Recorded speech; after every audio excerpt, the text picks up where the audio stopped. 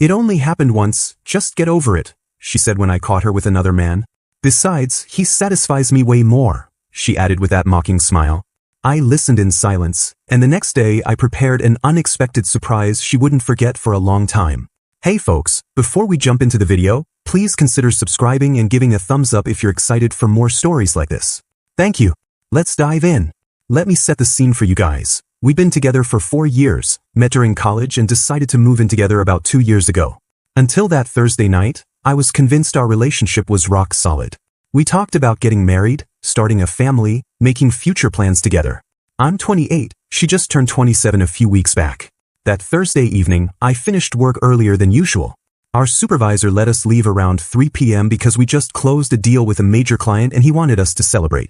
I thought I'd surprise her by picking up sushi on the way home, her absolute favorite. Oh, the irony. I let myself in quietly with my key, and the moment I stepped through the door, I could hear those unmistakable sounds coming from our bedroom. I froze for a few seconds, feeling the takeout bag getting heavier in my hands. My first instinct was to just leave, pretend I never came home early. But something made me keep going. When I opened the bedroom door, there she was with some guy I'd never seen before. They didn't even notice me at first. I had to clear my throat to get their attention, and both of them jumped. What exactly is going on here? I asked, maintaining a calm that surprised even me. She quickly covered herself, but her face showed zero remorse, just annoyance at being interrupted. Please, you were supposed to be at work, she snapped back at me, like I was the one in the wrong. The stranger started frantically gathering his clothes, mumbling something about not knowing she had a boyfriend, but honestly I didn't care about him. My focus was entirely on her. How long has this been going on? I asked. Just once, she said, rolling her eyes like I was being dramatic. You're always working late anyway. What did you expect me to do? You need to leave, I told the guy, who bolted out of there still buttoning his shirt. When we were alone, she tried a different approach. Look, I made a mistake, okay? It didn't mean anything. When I stayed silent, she got defensive. What now? You're just gonna stand there acting all morally superior? It's not like you're perfect either. I've never cheated on you, I said quietly. That's when I saw something shift in her eyes. If she'd shown even a hint of genuine remorse, maybe things would have ended differently. Instead, she smiled. Well, for your information, he satisfies me way more than you do. I just nodded, turned around and walked out. I grabbed my laptop, wallet, and car keys. As I headed for the door, she followed me. You're just leaving? Aren't you going to fight about this? I didn't say a word, just left and drove to my buddy's place. I turned off my phone and spent the whole night staring at the ceiling, feeling completely numb. The next morning, I woke up with unusual clarity. I knew exactly what I had to do. First, I called my company to take a personal day. Then I contacted our landlord. The lease is only in my name. When we moved in together, she had credit issues, so all the paperwork is just under my name. I explained the situation. He was understanding. These things happen, son, he said. Let me know what you decide to do about the lease. Next, I contacted all the utility companies and internet provider, everything was in my name, and arranged to have all services disconnected that same day. Around noon, I went to the bank and separated our finances. Luckily we didn't have joint accounts, but I removed her as an authorized user on my credit card. I spent the afternoon in a coffee shop, ignoring the flood of calls and texts from her. Around 4 p.m., I briefly turned on my phone and saw 17 missed calls, 36 text messages, and 9 voicemails. I didn't bother checking any of them. Instead, I texted my friend asking if I could crash at his place for a few more days. The couch is ready and waiting, he replied. At 6 p.m., I went back to the apartment, knowing she'd be at her usual Thursday yoga class. I packed my essential stuff and was out in half an hour. I left my key on the kitchen counter with a note. Lease terminated. Utilities canceled. Good luck. I was walking out of the building when I saw her car pulling into the parking garage. For a brief moment, our eyes met. The look on her face, that confusion that quickly turned to panic, almost made me reconsider. Almost. When I woke up today, I found 43 emails from her, ranging from angry to desperate to pleading. Apparently, she tried to take a shower but there was no water. She tried to stream something but the internet was cut off. She tried to order food delivery but the payment was declined because she'd actually been using my credit card this whole time. Her latest message, sent at 2:37 a.m., just said, "Please call me. I'm sorry about everything. We need to talk." I haven't responded to anything yet. Part of me is still processing how quickly I dismantled the life we'd built together. The other part is waiting to feel something, pain, anger, sadness. But all I feel is this huge emptiness. Edit. Holy cow, this blew up overnight. Thank you so much for all the support. To answer the most common questions. Yes, I saved screenshots of everything. No, I'm not planning to reconcile. Yes, I'm doing okay. Strangely okay, actually. I'll share updates as they come. Update 1. It's been a week and her situation is falling apart faster than I expected. First, thank you all for the support on my last post. Your messages helped me realize my reaction wasn't over the top. 7 days since I left and quite a bit has happened. I'm still staying with my friend, though I've started looking for my own place. Work is going well. My supervisor told me to take all the time I need. Turns out his ex cheated on him too, so he gets it. As for my ex, the fallout has been significant. Remember how I mentioned the lease had 30 days? Well, I wasn't completely honest in my original post. I didn't just talk to the landlord. I actually gave notice to terminate the lease early. Our agreement had an early termination clause for 1 month's additional rent, which I paid immediately.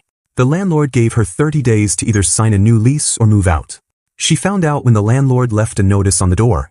According to her messages, she went to the rental office in tears, but discovered her credit score and income weren't enough to qualify for the apartment on her own.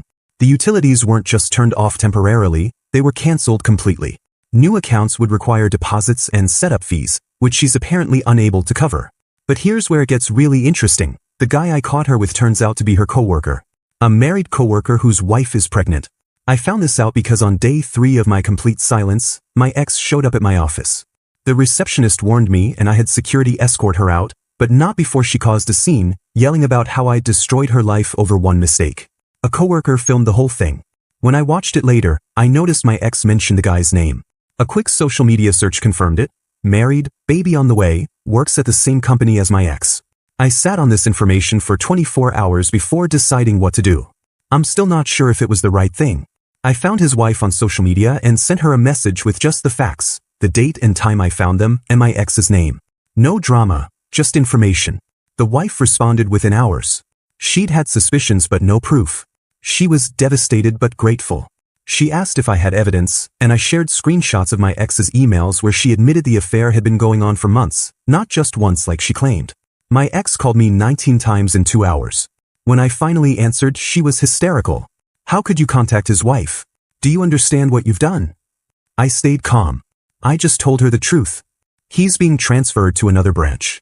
I was being considered for his position, but now HR has us both under investigation. I could lose my job, she screamed. Does this make you happy? Is this what you wanted? I didn't want any of this, I replied.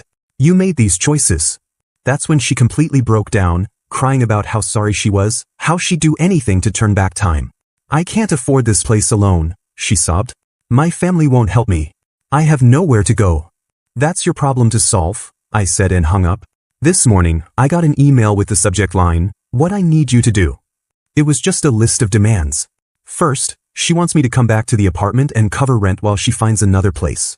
Second, she wants me to turn all the utilities back on. Third, she demands I give her access to my credit card again. Fourth, she insists I contact the guy's wife and tell her it was all a misunderstanding. Fifth, she wants me to talk to her supervisor and explain that she just made one mistake. I haven't responded. I'm not going to. My friend thinks I'm being too cold, that I should at least help her find another place to live. Maybe he's right, but every time I consider it, I remember her smile when she said, besides, he satisfies me way more than you do. Some wounds are too deep for compassion. Edit. Wow, thank you all for the support. To clarify a few things, no, I'm not helping her financially or in any other way. Yes, I have all the documentation saved. No, I don't feel guilty about telling the guy's wife. Update 2. I got my own place while she's dealing with the consequences of her choices. It's been about 2 weeks since my last post, and things have settled into a strange new normal. Starting with the good news, I found my own apartment. It's smaller than our old place, but it's in a better location, closer to work, and has a balcony where I enjoy my morning coffee. I moved in last weekend with help from my friend and a few other guys. Now, regarding the drama with my ex, quite a bit has happened. The day after I ignored her demands, she sent me a novel-length email with a different approach. Suddenly, it wasn't just her fault, I was to blame too. According to her, I worked too much, didn't appreciate her enough, didn't understand her emotional needs. The classic blame shifting. I didn't respond to that either. 2 days later, her sister contacted me. We'd always gotten along, so I took the call. She started by saying she wasn't taking sides, but then explained how my ex was struggling and asked if I could help with rent. I understand she made a serious mistake, her sister said, but don't you think cutting off all financial support is excessive? What financial support? I asked. We split expenses. The only difference now is she has to pay for her own stuff instead of using my card. Her sister went quiet. She told me you've been supporting her financially for years because her job doesn't pay well. I actually laughed. We split rent 50-50. She makes about $5,000 less than me per year. The only thing I paid for completely was the internet. Oh, her sister sounded confused. That doesn't match what she told the family. We talked more and I discovered my ex had painted herself as financially dependent on me for years. She'd even told them the apartment was too expensive for her, but that I insisted on the fancy place, when actually she was the one who wanted the luxury apartment with all the amenities. Later, her sister texted, "Sorry to bother you. I need to have a conversation with my sister." A few days later, the real bomb dropped. Remember the married coworker?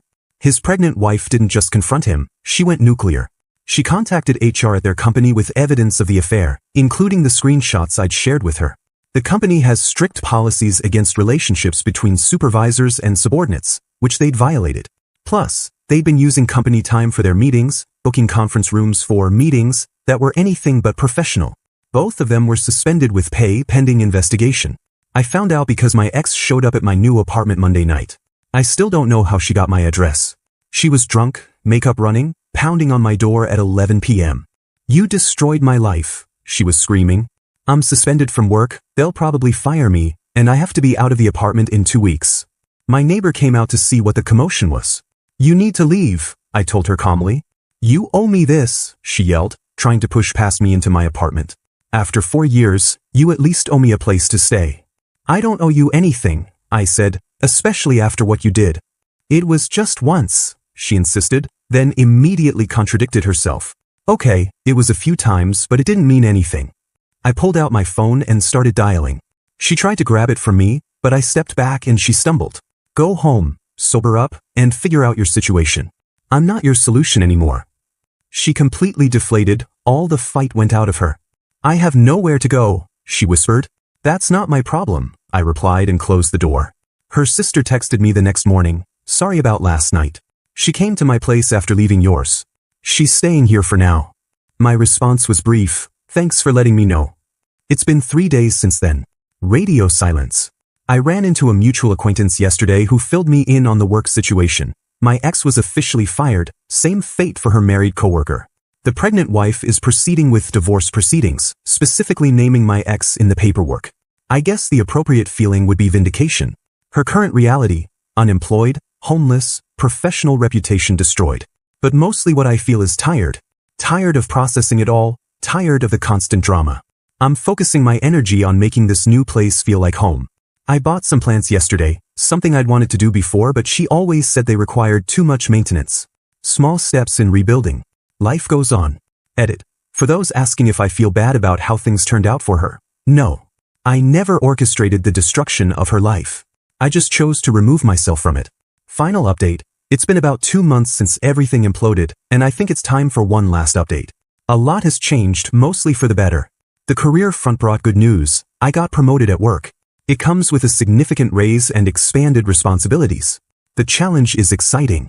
Management said they were impressed by my ability to maintain productivity despite the personal turmoil. This place finally feels like home.